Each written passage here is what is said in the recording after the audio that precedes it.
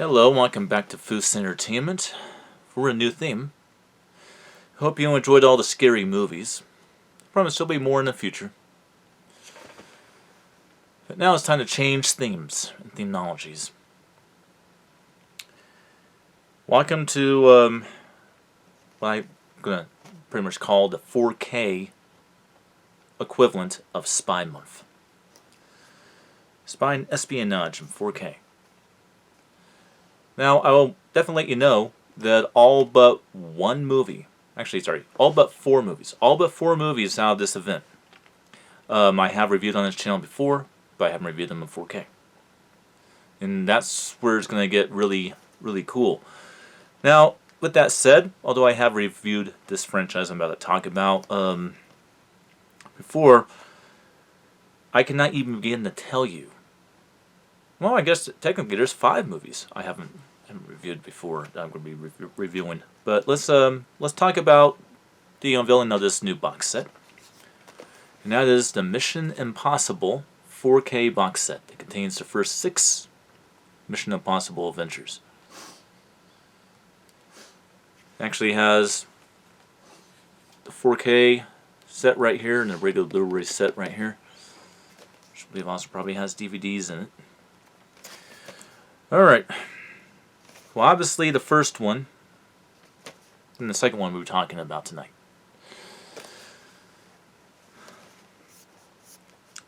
Well, there's a little story behind the Mission Impossible films when I first came across them.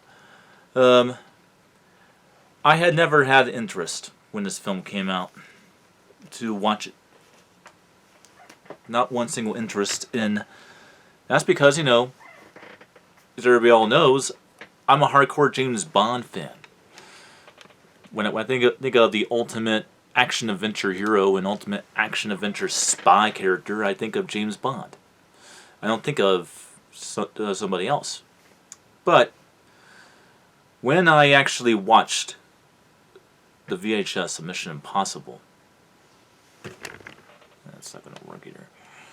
There we go, that's a little more straight. I fell in love with the movie. And this was back in the day when there was no DVD, there was no Blu-ray, there was no 4K Ultra HD Blu-rays. You just had a VHS tape and a VCR and a tube television, and that did not take any value away from this film. That's how good this film is. And obviously, I haven't figured it out. I am talking about 1996 Mission Impossible, starring Tom Cruise. Alright. Well, what makes this film such a good movie? Well, I can definitely tell you that, is this the best Mission Impossible film out of the entire series?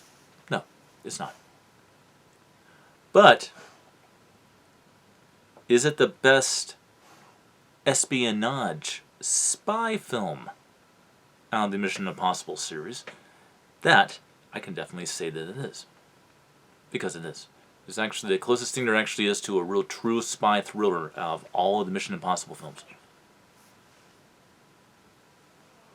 I can definitely say that. And that brings us to the plot of the film. Alright. Well, I'm going to cheat here because this box set does not have plot synopsis on the back for the films, so this gives me just about a minute so I can bring it up and just tell you. Because it's a lot easier and quicker for me to do that.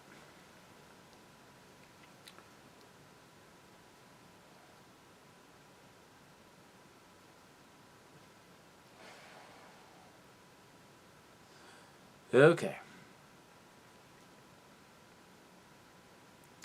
And then work. Let me go ahead and run this again.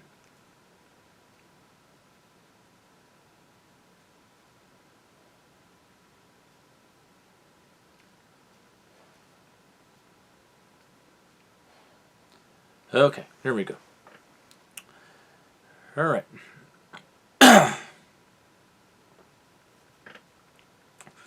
When U.S. government operative Ethan Hunt, Tom Cruise, and his mentor Jim Phelps, John Volt, go on a covert assignment that takes a devastating turn, Jim is killed and Ethan becomes the prime murder suspect. Now a fugitive, Hunt recruits brilliant hacker Luther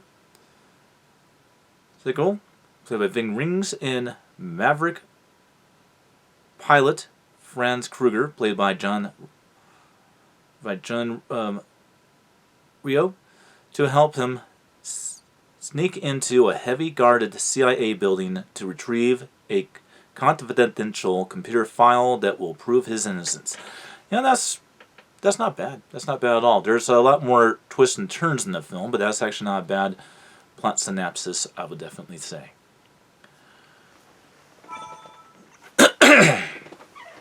Now,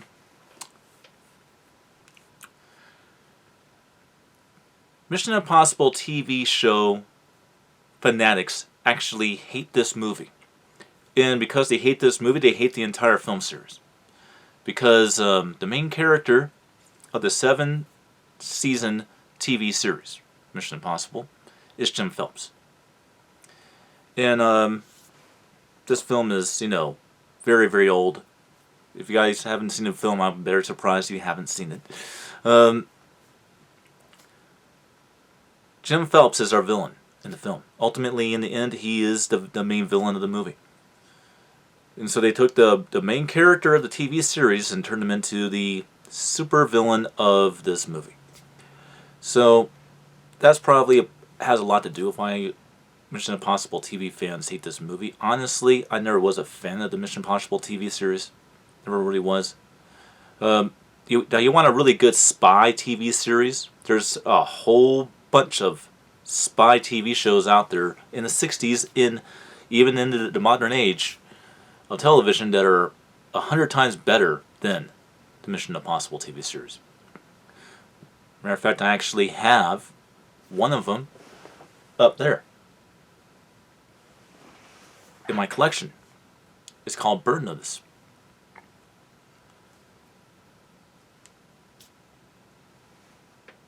And in the 60s, you had some pretty good spy shows like The Man Called Uncle. The Man from Uncle. Much better spy series. The Saint with, I might add, James Bond himself, Roger Moore, which is also a vastly superior spy series to Mission Impossible. I think that the movies are good. The TV show, it's a little product of its time. So you're into, that nostalgicness of childhood, of being, a baby bomber, a person that's about 25 years older than I am, then yes, I can see how you would gravitatively like that series. But to me, it's Mission Impossible films that I like. Alright. Well, in a lot of ways, this is a franchise that really made Tom Cruise a mega star. I mean, he was already a supervious movie star before he made the first Mission Impossible. But that first Mission Impossible film really made him an action hero, in my opinion. And since then, we've had 7 movies, including the first one. And,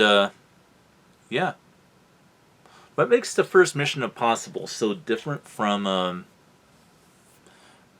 the sequels is that all the sequels actually are more action-packed and more thrilling in an action nature, while still having that perfect blend of espionage.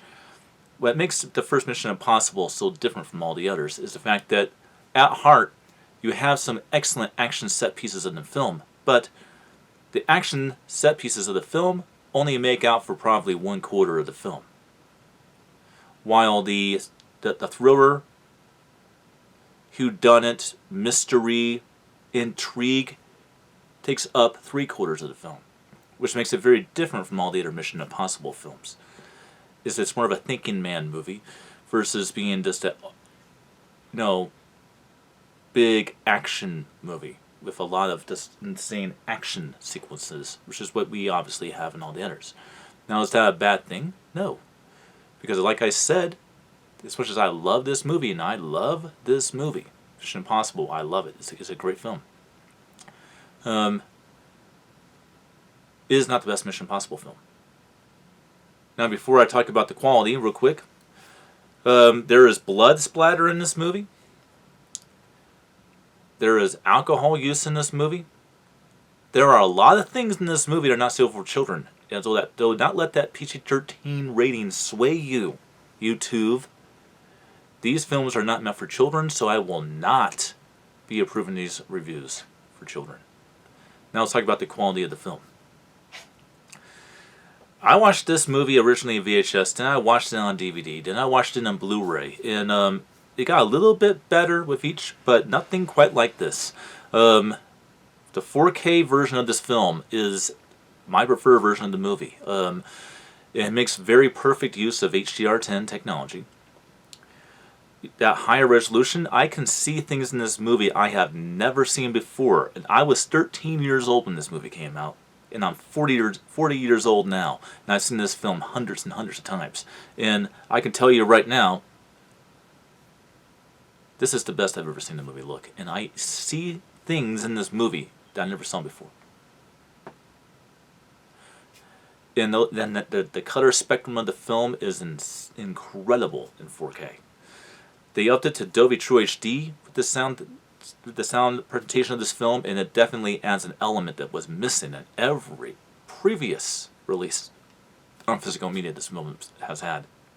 You can hear more things going on, makes better use of effects, is more of a surrounding environment now. It's just a better overall experience of watching the first Mission Impossible film. And that's all I'll just say about it. I don't know how the hell you didn't, but if you have not seen the first Mission Impossible film from 1996, check it out, and I will see you on the next one.